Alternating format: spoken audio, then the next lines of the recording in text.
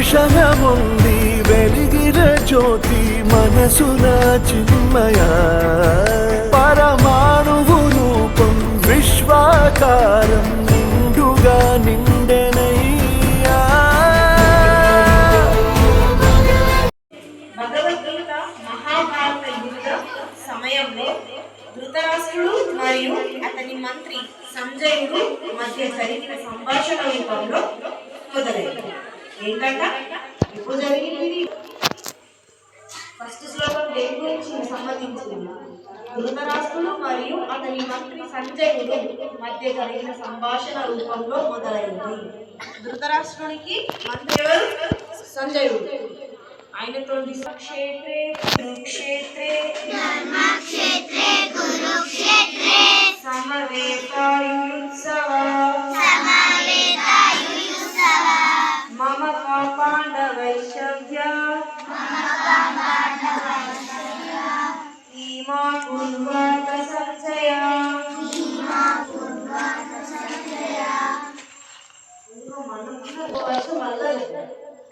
ధర్మక్షేత్రే కురుక్షేత్రే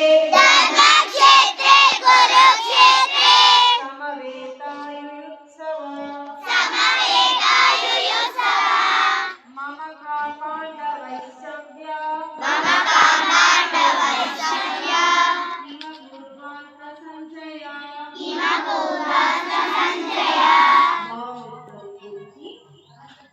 ఆంధ్రుడైన ధృతరాష్ట్ర మహారాజు సంజయుని అడిగాడు, ఓ సంజయ, ధర్మక్షేత్రమైన కురుక్షేత్రంలో యుద్ధం చేయాలనే కోరికతో సమావేశమైన నా కుమారులు కౌరవులు మరియు పాండపుత్రులు ఏం చేశారు?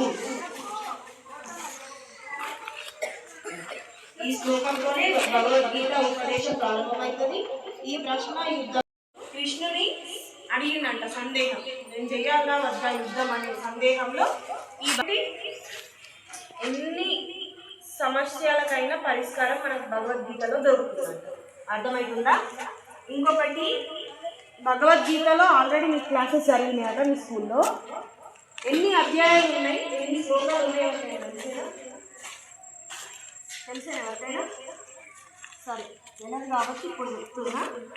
ఇందులో 18 అధ్యాయాలు 700 శ్లోకాలు ఉన్నాయి. ఇన్ని 18 అర్థంగా మనకు చేయొచ్చు. ఎగ్జాంపుల్, మీరు ఒకరు హెల్ప్ చేసిరనుకో, ఏ విషయంలో అయినా సరే, మీరు బస్సులో వెళ్తున్నారా, ఎవరైనా చాతగా చూసినాము, దైవత్యంతో అనుసంధానం కావడం ఉపయోగపడే ఒక దివ్యమైన గ్రంథం. అర్థమైందా?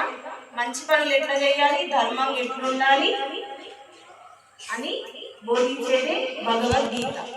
5 పంచ పాండవులు, వాళ్ళు సత్సంతానం అంటే 5 కానీ ధర్మంగా నడిచిర్రు, ధర్మంగా పోరాడిర్రు, న్యాయంగా బతికిర్రు. పంచ పాండవులు. అర్థమవుతుందా? పాండవుల తల్లి గారి పేరు ధర్మరాజు, ఆయన తల్లి. సెకండ్ అయిన భీముడు, ఆయన తల్లి సొంత తల్లి వాయుదేవుడు. అర్జునుడు